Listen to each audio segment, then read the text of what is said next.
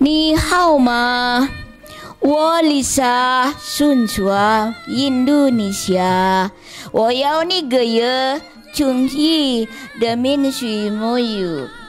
I will to story real the people life Indonesia about the name and place. I will to be secret. I will story about Armageddon love. Kiamat cinta in Indonesia, kiamat cinta. Story the people Indonesia, kiamat cinta. Okay, I will do story by using the wayang kulit Indonesia, wayang kreatif. Okay, I will do story now. Ibu bumi Bapa angkasa, Sang Bathara Surya, padang ngono lelakuku, padang ngarep padang buri, terus yang langit terus yang bumi, luput ilat keno hati, sampai mati ora bisa lali. Saiki eling, besok eling, eleng kodrat neng Gusti.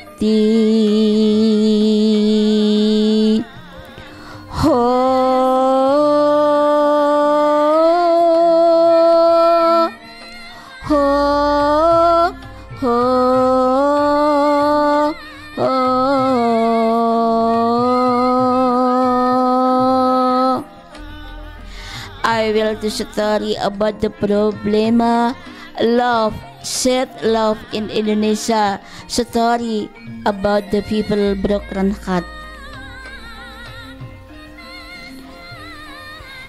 Do Ibu Kanjeng Ratu ingkang lenggah ing domparing samudra, kang ngartani sangang para lelembut dumawa, lengkehe curag puncak ing gunung. Nama saya Lisa Tunjung Biru. Saya dalang kreatif. Saya akan cerita rakyat mengenai broken heart, yaitu seorang wanita yang patah hati, yang terasa dunia ini seperti kiamat. Mari kita saksikan. Saya akan bercerita melalui wayang kulit yang judul ceritanya Kiamat Cinta, Broken Heart. Mari kita simak. Saya akan bercerita melalui wayang kulit mengenai cerita rakyat Indonesia, Kiamat Cinta. Tahun 1990-an, hiduplah seorang nenek sakti di sebuah gunung Parangkusumo dekat Laut Selatan. Dia hidup berdua bersama putri Kenanga. Kenanga, besok kalau nenek sudah meninggal dunia, kamu harus jalankan amanah nenek Kenanga. Iya, apa nenek? Kamu nanti setelah dewasa, jadilah seorang tabib. Jadilah penolong bagi orang-orang yang susah. Berilah makan pada orang yang lapar, dan berilah minum kepada orang yang haus. Berikan penerangan kepada orang yang kegelapan. Baiklah nenek. Melati.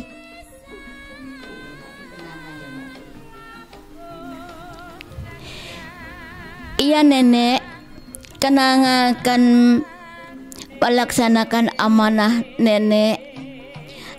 izinkanlah Melati umur 7. Diulang lagi. Tadi namanya siapa tadi tokohnya? Pada tahun 1990 hiduplah seorang nenek tua bersama cucunya yang bernama Melati. Seorang nenek sakti telah mewariskan ilmunya kepada Melati. Melati, kalau nenek nanti sudah tua, nenek mengharapkan kamu menjadi tabib, cucuku. Jadilah kau orang penolong, berikan pengobatan pada orang yang sakit, berikan makan pada orang yang lapar, berikan minum pada orang yang haus. Jadilah kamu manusia yang tidak memikirkan gemerlapnya dunia, tetapi yang kamu harapkan adalah kasih Sang Maha Pencipta, yaitu Gusti Kang Akarya Jagat. Baiklah nenek, Melati akan melakukan amanahnya nenek bila besar nanti. Tapi Melati memohon izin pada nenek. Melati mau merantau ke kota, ingin mengembara, ingin merasakan bagaimana indahnya dunia dan pahitnya dunia. Baiklah cucuku, hati-hati ya, dan jangan lupa cucuku berdoa dan jangan melupakan Gusti Kang Akarya Jagat, yaitu Tuhan pencipta alam semesta. Baiklah Nek. Putri Melati meninggalkan tempat itu dan pergi ke kota menuju Singasari. Di Singasari, Putri Melati bertemulah dengan seorang kawan bernama Kenanga. Kenanga ini adalah seorang putri bangsawan yang kaya, yang memiliki keglamoran hidup mewah, memiliki mobil-mobil yang mahal seperti Jeep Austin, dan memiliki motor besar yang bermerek Harley Davidson. Suatu ketika Putri Kenanga mengajak Melati berjalan-jalan pergi ke Sentul melihat pertandingan. Kenanga mengajak Putri Melati pergi ke Sentul melihat balapan motor. Dan di sana dia dikenalkan dengan pemuda-pemuda yang kaya raya, yang tampan. Salah satunya Melati telah berkenalan dengan seorang pemuda bernama Dakober. Melati seorang gadis desa yang bodoh, yang gak memiliki pengalaman apapun. Dia sangat takjub. Wow, bagus Kenanga. Aku suka sekali dengan melihat balapan motor. Wow, aku ingin sekali punya cowok yang bisa menjadi joki yang terkenal seperti Valentino Rossi. Wow, aku suka sekali Kenanga. Baiklah Melati, aku akan mengenalkanmu. Ini ada seorang teman yang bernama Dakober. Dia adalah orang asing bule. Dia tampan dan dia kaya. Orang tuanya adalah dokter. Oh ya, ayo kita kenalan yuk. Maka kedua gadis ini berkenalan dengan Dakober. Halo, nama saya Melati. Saya orang desa. Baiklah Melati, aku mencintaimu walaupun kamu gadis desa, tetapi aku menyukaimu. Kau gadis yang sopan dan gadis yang cantik sekali. Maka Melati bersama Kenanga jalan-jalan di Jakarta. Dia makan-makan di restoran yang sangat mewah. Dia berjalan-jalan mengelilingi kota Jakarta. Setelah pulang di kota, dia kembali ke Singosari. Dia pamit ke Kenanga. Kenanga, Aku mau menemui nenekku dulu ya. Aku akan tunjukkan foto ini ke nenekku kalau aku jatuh cinta sama seorang pria pembalap bernama Dagobert. Baiklah Melati, aku akan mengizinkanmu kamu bertemu dengan nenekmu. Maka Melati pulanglah ke neneknya di sebuah gunung Parangkusumo dekat Laut Selatan. Nenek, ini Melati datang, Nek. Iya cucuku, lama sekali kamu tidak datang. Ada kabar apa kiranya sama nenek? Nek, aku telah jatuh cinta pada seseorang, nenek. Ini fotonya, coba lihat nenek. Neneknya mengeluarkan air mata. Jangan Melati, nenek sudah bilang jangan memikirkan kemerlapan dunia, jangan memikirkan pemuda yang tampan, jangan menjadi budak cinta. Semua itu adalah tipu-tipu. Kamu tidak kuizinkan kau menikah dengan Dagobert.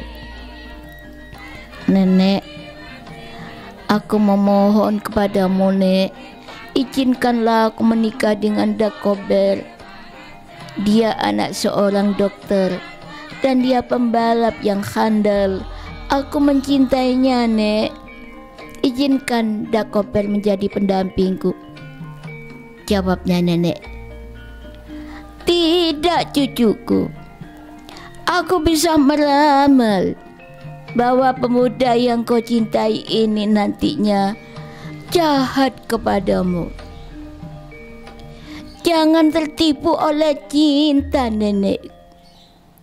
Bilang, sebelum kau menikah, pilihlah, bertapa beratalah. Takutnya menyesal kamu di kemudian hari.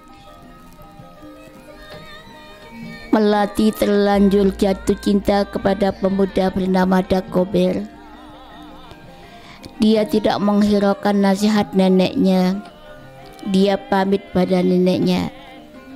Nenek, Melati mau kembali ke kota. Melati rindu pada sahabatku bernama Kenanga.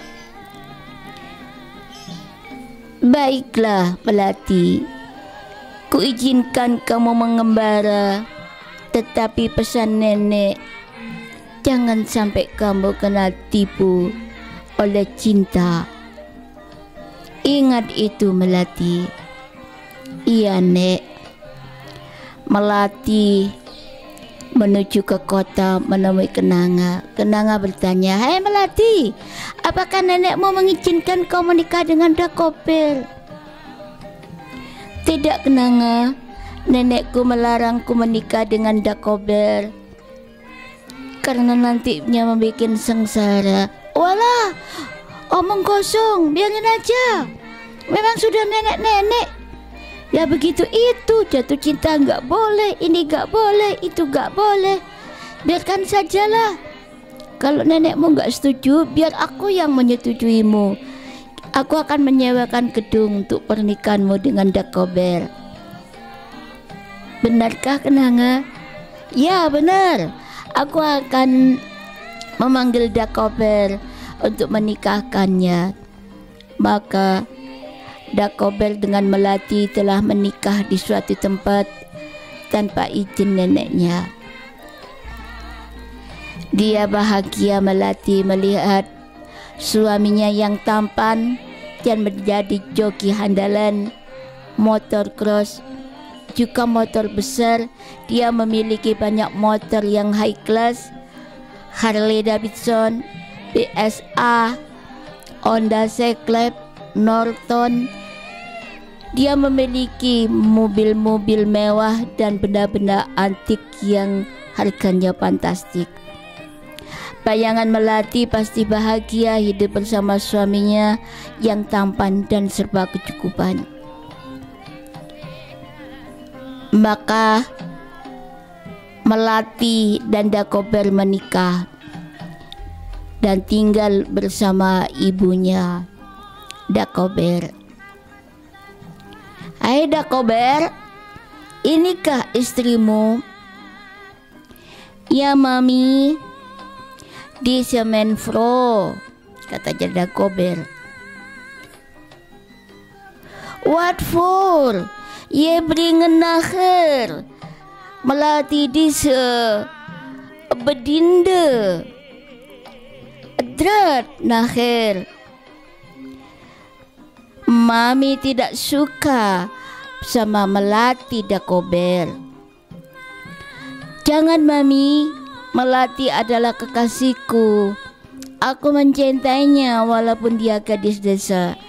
Dia sopan santun dan baik. Tapi mami tidak. Maka mami Dakober melakukan segala kejahatan, melakukan segala perbuatan yang mempengaruhi Dakober. Selama berpuluh-puluh tahun hidup Melati sengsara bagaikan pembantu rumah tangga. Dia harus bekerja keras mencari nafkah dan diperlakukan yang semena-mena tidak manusiawi. Pada suatu hari dia berkata sama Dakober, Dakober, ya Melati, aku ingin keluar dari rumahmu ini. Kenapa Melati? Aku ingin punya rumah sendiri, memiliki kehidupan sendiri. Aku tidak mau bersama mamamu yang selalu menyakitiku. Fitnah-fitnah yang tidak aku lakukan. Aku tidak tahan bersama keluargamu, Dakober. Dakober telah membawa Melati pergi.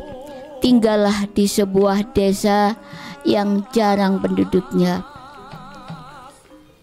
Di sana dia membangun rumah seperti kandang ayam. Melati sedih. Hai Dakober, bisakah kau belikan rumahku yang layak, walaupun tidak bagus, tetapi layak dihuni manusia?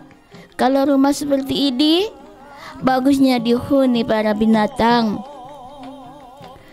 Dakober mulai tampak aslinya.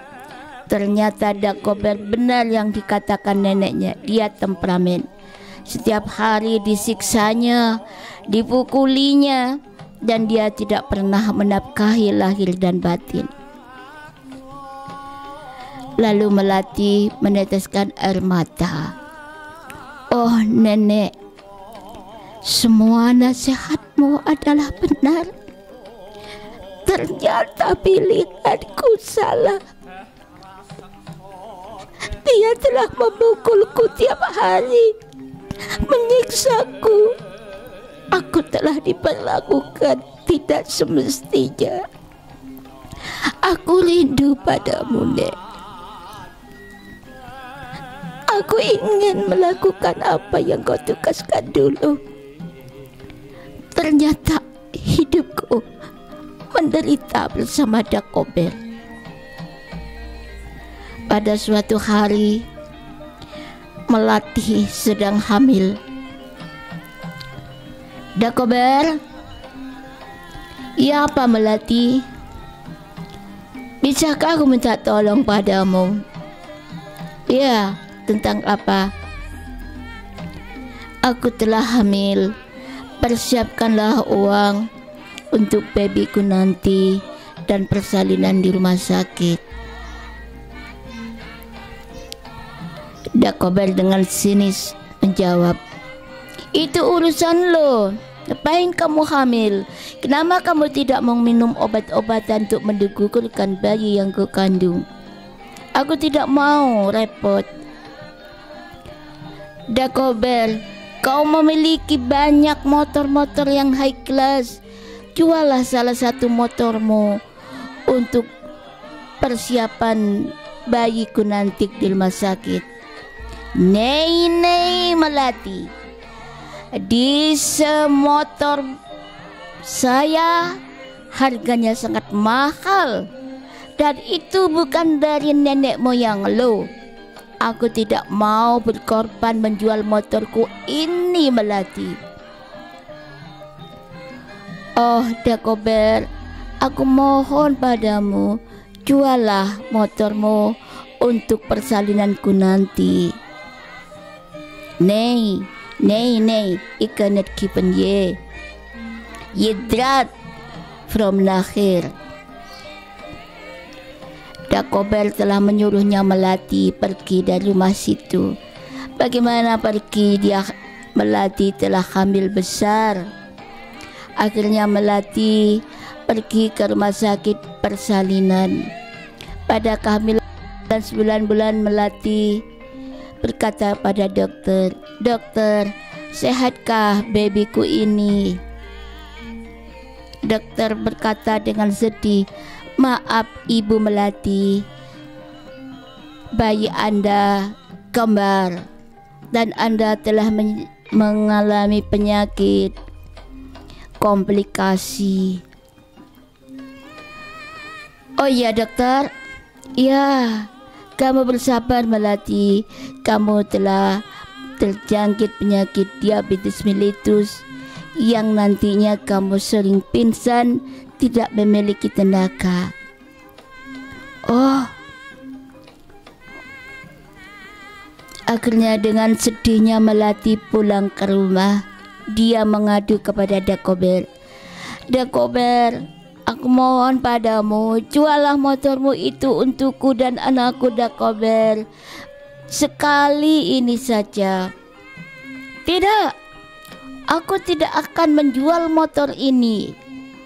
Ini adalah punyaku. Motor adalah my wife, you second wife. Nei. Aku tidak akan menjual motor ini karena ini milikku." Setelah 9 bulan Melati terasa sakit, dia pergilah ke puskesmas untuk melahirkan babynya. Di puskesmas dia mengalami pendarahan yang luar biasa. Maka puskesmas merujuknya untuk operasi sesar di sebuah rumah sakit. Maka Melati telah melakukan operasi sesar dan anaknya adalah kembar 2. Dia memanggil Dakober agar mencarikan uang untuk membayar rumah sakit. Tetapi Dakober tidak berkorban dan tidak mau membayar rumah sakit tersebut. Maka Melati berdoa kepada Sang Maha Pencipta agar ada seorang yang menolongnya keluar dari rumah sakit bersama babynya. Dia berdoa pakai bahasa Jawa. "Gusti Kang Maha Suci, kula nyuwun pangapura dumateng Gusti Kang Maha Suci, sirala datala sipatola, kula satining wanita nyuwun wicaksana, nyuwun panguwasa kangge nganyirnakake tumindak ingkang luput."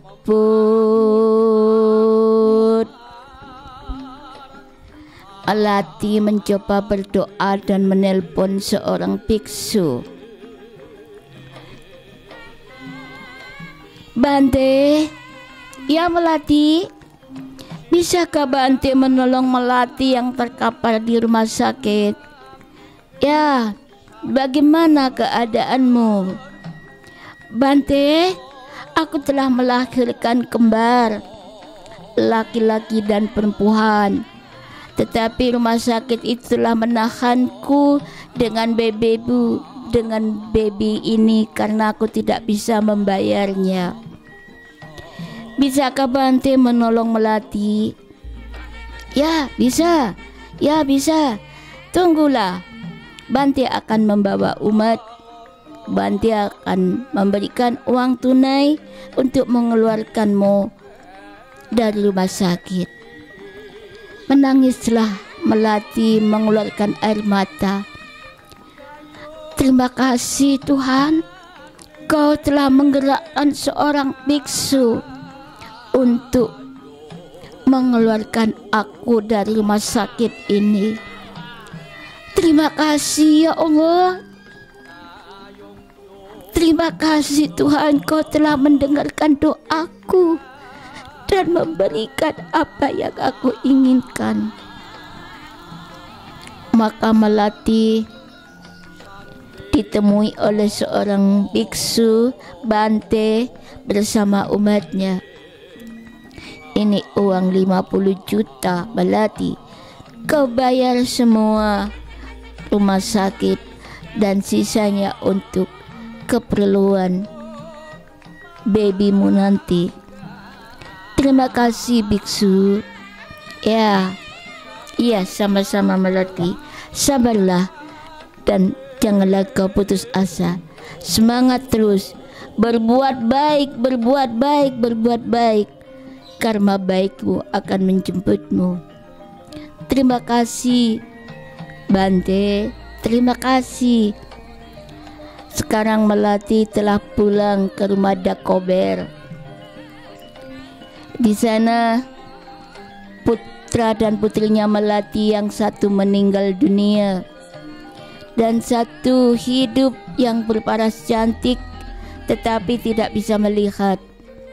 Dakober dan ibunya datang. Melati. Iya ibu. Kamu ini bikin sial, bikin susah aja. Sudah berpenyakitan, tidak berguna. Yes, Strathon. Yes, Strathon. Dia mengatakan kalau Melati adalah anjing jalanan. Oh, kejam sekali ibunya Dakober beserta Dakober tidak pernah memperhatikan Melati beserta babynya. Pada suatu hari, Melati ingin membelikan susu anaknya. Dia telah menjual barang bekas yang ada di rumahnya itu. Di tengah jalan dia bertemu dengan ibunya Dakober. Ibunya Dakober mengadu kepada Dakober. Dakober, iya mami, istri kau adalah seorang pencuri. Laporkan aja ke polisi. Atau dia tendang dari rumah ini. Dia wanita nggak berguna, sudah penyakitan, melahirkan anak tidak bisa melihat. Tak berguna mereka itu. Maka Dakober beserta ibunya merencanakan kejahatan kepada Melati. Dakober marah besar seperti kerasukan iblis. Melati, sini. Iya Dakober. Siapa yang suruh jual ini? Ini barangku ada yang hilang. Ya Dakober, aku inginkan beli susu untuk putriku. Aku telah menjual barang bekas. Tidak, di barang bekas ini tadi ada onderdil yang sangat mahal. Ini onderdilnya motor yang sangat fantastis. Kalau kamu tidak mengembalikan onderdil ini, aku akan mengusirmu dari rumah sini. Ampun Dakober, ampun, ampun. Tidak, sekarang jawab. Kamu mengembalikan barangku, apa kamu pergi dari sini? Dakober, maafkan aku salah. Dakober kerasukan iblis yang terpengaruh oleh ibunya. Dia mengusir Melati. Kamu keluar dari sini. Dia tidak memberikan uang, tidak memberikan baju, juga tidak membawa ponsel. Melati telah pergi. Dia menoleh ke bayinya. Dakobel, izinkan aku membawa bayiku bela pergi dari sini. Nei. Bayimu akan bersama Oma. Kau tidak boleh bawa anakku. Pergi. Dakobel dengan jahat tidak punya hati telah mengusir Melati dari rumahnya. Bayinya yang masih merah, masih menyusui, dibawa sama ibunya Dakobel di suatu tempat. Dakobel bersama ibunya telah membuang bayi yang tidak berdosa itu. Dia dibuang di sebuah panti asuhan. Dia katakan sama susternya, ibunya telah meninggal, tidak ada yang merawat. Dakobel telah membohongi suster itu. Akhirnya Dakobel memasrahkan bayinya yang tidak melihat itu di sebuah panti asuhan. Bagaimana dengan nasib Melati? Melati yang kehilangan bayi, tidak punya tempat tinggal, untuk pulang ke neneknya pun tidak berani. Akhirnya Melati pergi ke Singosari. Di dalam candi itu dia berdoa, Ibu bumi, Bapa angkasa, Sang Bathara Surya padangono lelakuku iki, padang ngarep padang buri, terus sing langit terus sing bumi, luput ilat kena ati, sampai mati kaiso lali, saiki eling besok eling, eling kodrat ning Gusti.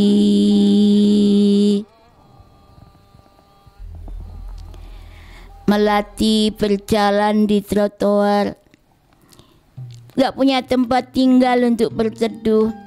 Siang dan malam dia mencari makam, mencari tempat makam yang ada atapnya. Dia tidur di makam itu, tidak makan, tidak minum. Melati gelandangan. Melati tidak tahu kemana arah untuk pergi dan tujuan. Tetapi di sepanjang jalan Melati selalu berdoa, mohon ampun. Dia berdoa, ampuni dosa hamba ya Allah, ampuni dosa hamba ya Allah, berikanlah aku pertolongan, gerakkanlah manusia agar menolongku. Maka datanglah seorang pemuda. Dia telah mengontrakkan rumah di selatan Candi Singosari. Rumah itu bekas pembunuhan. Di dalam rumah itu penuh dengan setan-setan, pocong-pocong dan hantu yang mengerikan. Karena gak ada pilihan, Melati tinggal di sebuah rumah yang sudah kuno, yang penuh dengan hantu. Pada suatu hari Melati pergi jalan-jalan, bertemulah dengan kenanga lagi. Hei Melati, wajahmu kok jelek amat, kamu kok kusut begini, apa yang terjadi denganmu Melati? Aku telah diusir sama Dakobel kenanga. Kenapa kamu diusir? Karena aku telah sakit diabetes melitus dan komplikasi, dan anakku meninggal, dan anakku yang seutuhnya buta. Kini aku entah kemana. Aku sekarang sangat menderita, kenanga. Oh, ayo ikut aku, yuk jalan-jalan. Kemana? Ayo kita ikut daftar di Sidoarjo, ada sayembara. Melati dan kenanga pergilah ke Sidoarjo. Di kota Sidoarjo di Pagerwojo. Di sana ada sayembara. Barang siapa yang daftar di sini, syaratnya KTP, NPWP dan proposal, maka akan diberikan uang yang besar. Melati dan Kenanga mencoba mendaftarkan diri di komunitas itu bernama komunitas KBTA, yaitu Keluarga Besar Tim Amanat. Di sana harus mengajukan proposal satu-satu, NPWP, KTP, dan perlengkapan lainnya. Uang apakah ini? Katanya Melati bertanya kepada pimpinan Pagerwojo. Ini adalah uang raja. Raja ini akan menjual samurai dengan harga 250 triliun. Dan uang itu akan dibagi-bagikan ke rakyat untuk infrastruktur, pembangunan masjid, pembangunan kelenteng, pembangunan tempat ibadah, dan infrastruktur. Maka Raja Samurai memanggil Melati. Melati, kesini. Ya Raja Samurai, apabila aku memberikan uang kepadamu, kamu gunakan apa? Melati menjawab, saya akan gunakan untuk membangun listrik tenaga surya. Wow, dengan bersorak-sorai orang bertepuk tangan melihat cita-cita Melati untuk membangun pembangkit listrik tenaga surya. Apalagi Melati, cita-citamu? Saya ingin punya pekerjaan, Sang Raja. Saya ingin mengembangkan pertanian, peternakan, dan kelautan. Oh, bagus itu Melati. Aku akan mendukungmu. Dan raja itu mengumumkan kepada semua yang hadir di situ. Di situ menyewa gedung penerbangan dengan kapasitas 5.000 peserta dari Indonesia. Dari Sabang sampai Merauke datang berduyun-duyun ingin diberikan uang oleh Sang Raja Samurai. Raja Samurai akan menjual samurainya dengan harga fantastis. Banyak orang berdatangan tidur di dekat kota yang memberikan janji yang manis. Banyak orang yang kos-kos di situ, yang ada tidur di hotel, bahkan tidur di pom bensin, bahkan tidur di jalan.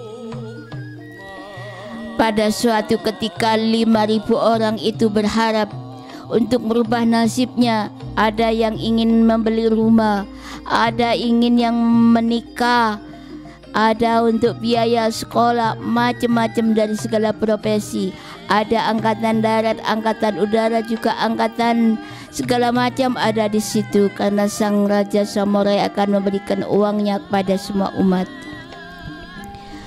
Progresnya mengalahi pemerintahan, menjanjikan uang yang tinggi untuk pembangunan umat. Pada suatu hari Raja Samurai memerintahkan kepada semua orang 5.000 agar survei tempat yang akan dibangunnya, termasuk Melati. Melati dan Kenanga ingin membangun pantai selatan, ingin membangun listrik tenaga surya, dan ingin memperbaiki jalan-jalan yang ada di pantai selatan. Semua bergembira, semua senang, semua bertepuk tangan, semua mengucapkan puji syukur kepada Tuhan karena akan menerima uang fantastis dari Raja Samurai. Pada suatu hari, tak disangka, tak diduga, Raja Samurai telah meninggal dunia. Dan samurai yang dibanggakan, yang mau dijual fantastis, hilang lenyap bersamanya. Oh Tuhan, 5.000 umat telah menangis meneteskan air mata.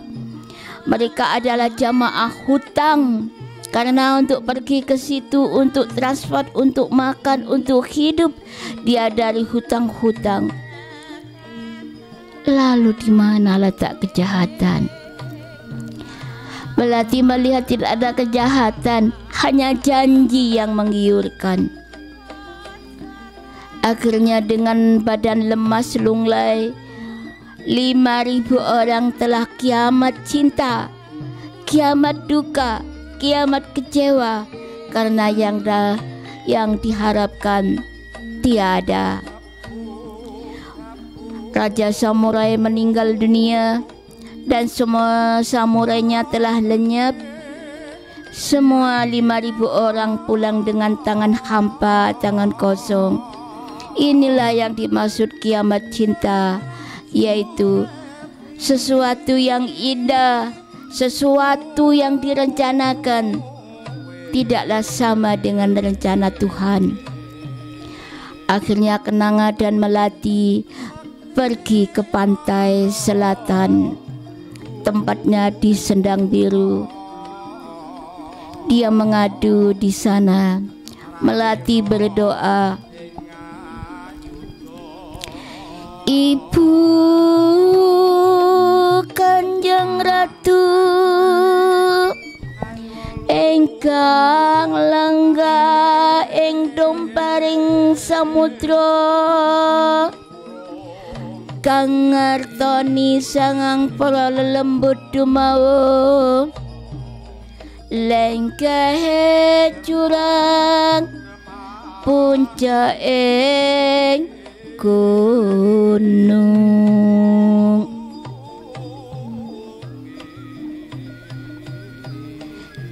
Kenapa kowe kok tekan kene?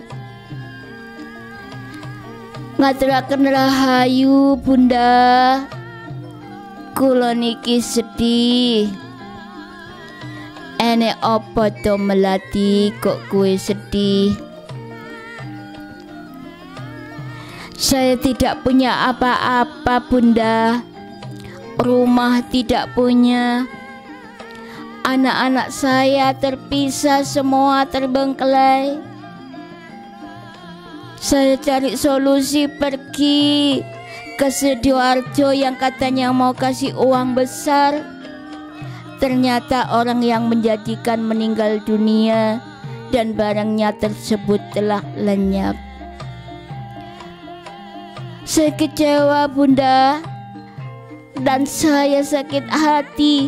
Kenapa saya mengalami kesedihan yang berpanjangan yang tidak pernah habis?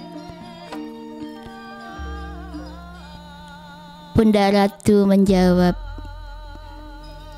Melati, urip iku ujian, wong susah yo diuji, wong sugih uga diuji. Maksudnya orang kaya pun dapat ujian, orang miskin pun dapat ujian. Apa yang harus aku lakukan Bunda Ratu? Makaryo, Makaryo, Makaryo.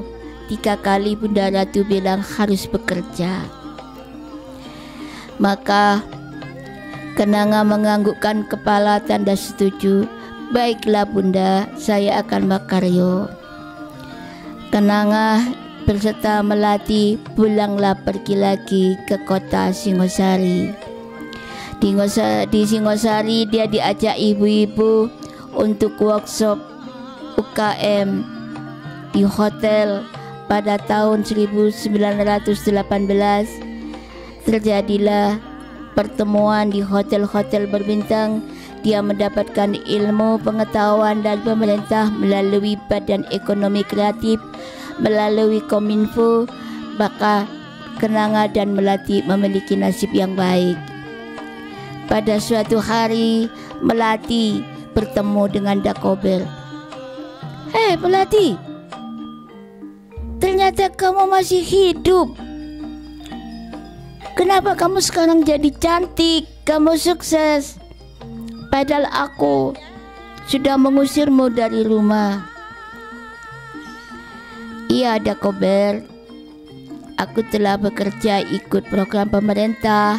Aku jualan dari hasil-hasil ibu-ibu UKM. Aku telah jadi reseller. Maka Dakober jealous dan dia sakit hati. Akhirnya Dakober memanggil dukun sakti dari Dayak. Dia memanggil, "Hai dukun sakti, ya Dakober, aku minta tolong, buatlah istriku yang bernama Melati memiliki penyakit gudik, agar dia tidak laku menikah dan agar dia tidak bisa kemana-mana. Dia akan membusuk di dalam kamar."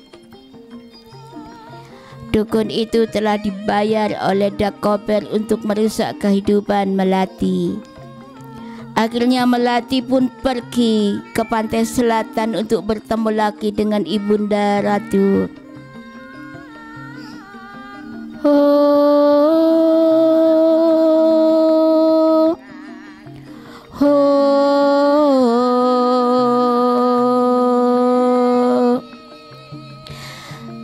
Ibu bumi Bapak angkasa, Sang Bathara Surya, padang ngono lelakuku iki, padang ngarep padang buri, terus yang langit terus yang bumi, luput ilat kena ati, sampai mati kaisa lali. Saiki eling besok eling, eling-eling kodrat ning Gusti. Ono apa maneh Melati sing kok wadulke sama aku? Bunda, setelah aku jadi orang cantik dan sukses, Dakober telah menyihirku menjadi seorang putri gudik. Lihatlah Bunda, tubuhku penuh dengan gudik. Siang malam aku selalu gelisah dengan penyakitku ini.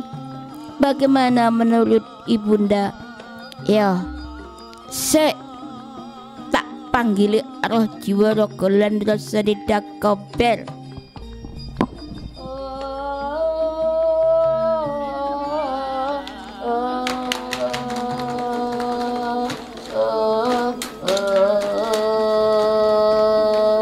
Dukun sakti, kowe aja manut karo Dakober.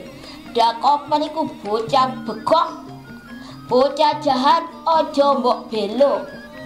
Aja gelem kowe nyantet si putri Melati kesayanganku. Yen kowe tetep ngelakuin ngono, kowe bakal tak remuki.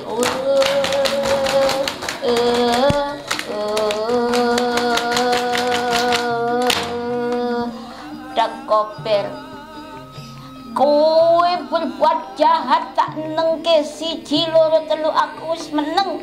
Saiki kowe berbuat jahat iki terakhir, aku kate mendhet awakmu. Kowe bakal tak hukum sesuai karmamu.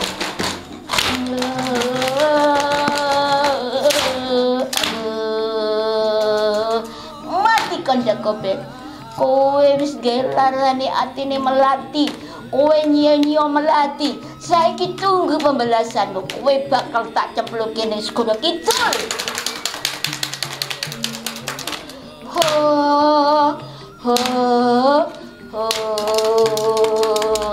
Mati Dakober sak dukunmu. Mati kowe kalah karo aku.